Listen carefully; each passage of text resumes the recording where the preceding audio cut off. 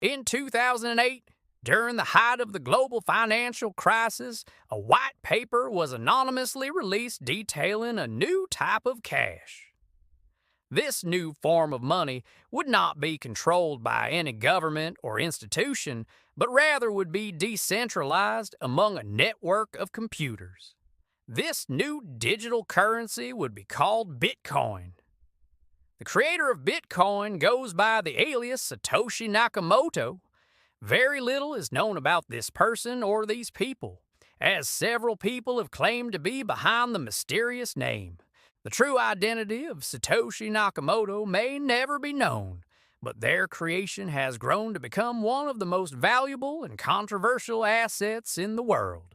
When Bitcoin was first released, it was not much more than a curiosity.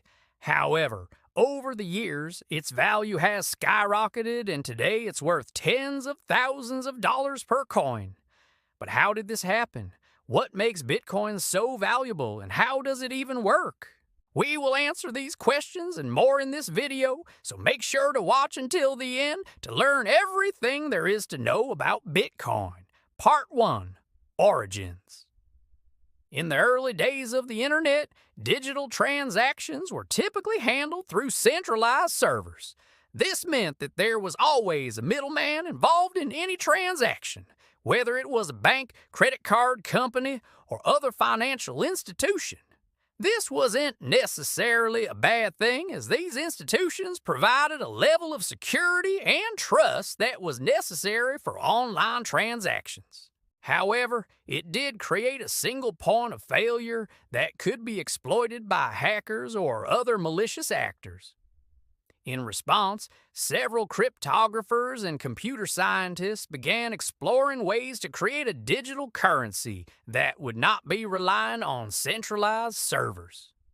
One of the most notable attempts was the creation of eCash by David Chaum in 1997.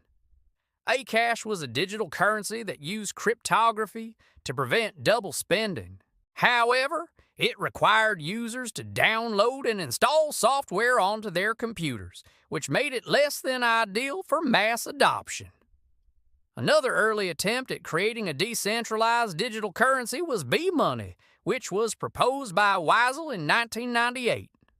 B-Money was designed to be anonymous and resistant to censorship, but it was never fully developed.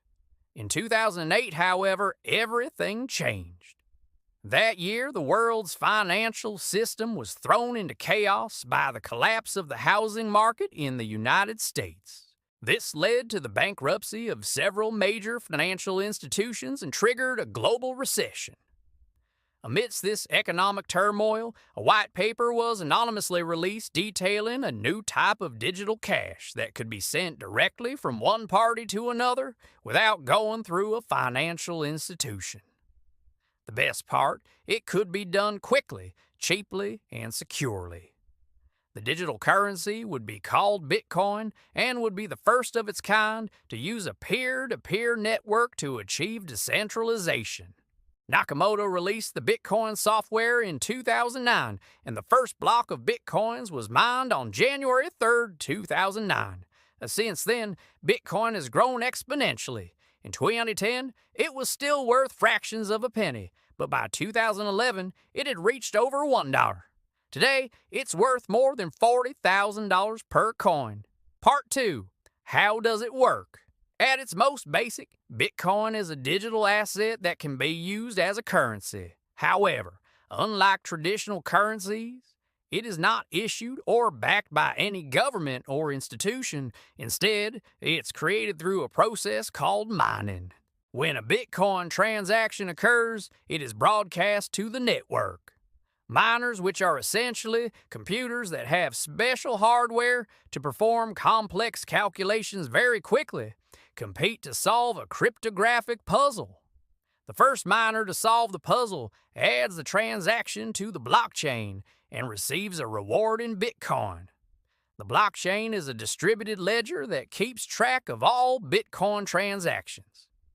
Each block contains a timestamp, a hash of the previous block, and the data for the current transactions. Once a block is added to the blockchain, it cannot be removed or altered, which makes it extremely secure. One of the things that makes Bitcoin so unique is its use of cryptography. Cryptography is the practice of hiding information by converting it into an unreadable format. This is accomplished through the use of complex mathematical algorithms that are virtually impossible to break. In the case of Bitcoin, cryptography is used to prevent counterfeiting and double spending. Counterfeiting is the creation of fake units of currency. Double spending is the act of spending the same unit of currency twice. Both of these actions are possible with fiat currencies because they are centralized. However, they are virtually impossible with Bitcoin because of its decentralized and cryptographic nature. Part 3. Decentralization. As mentioned earlier, one of the things that sets Bitcoin apart from other digital currencies is its decentralization. Traditional currencies are centralized, meaning that they are controlled by a single authority such as a government or bank. This creates a single point of failure that can be exploited by hackers or other malicious actors.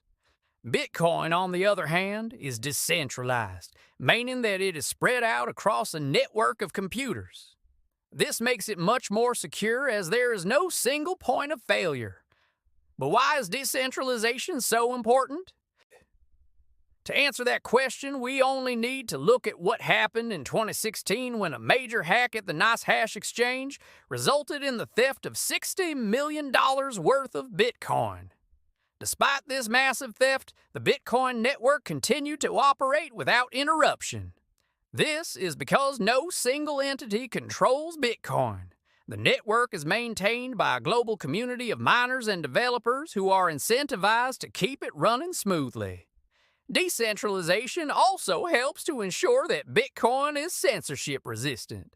This means that no one can prevent you from using it to buy goods and services. No matter where you are in the world, you can use Bitcoin to transact freely. Part 4. Supply and demand. Like any other asset, the price of Bitcoin is determined by the forces of supply and demand. However, there is one major difference. Unlike fiat currencies, the supply of Bitcoin is limited. There will only ever be 21 million Bitcoins created. This means that as demand for Bitcoin increases, so will its price. In addition, the difficulty of mining new Bitcoins is constantly increasing, which means that the supply of new Bitcoins entering the market is constantly decreasing.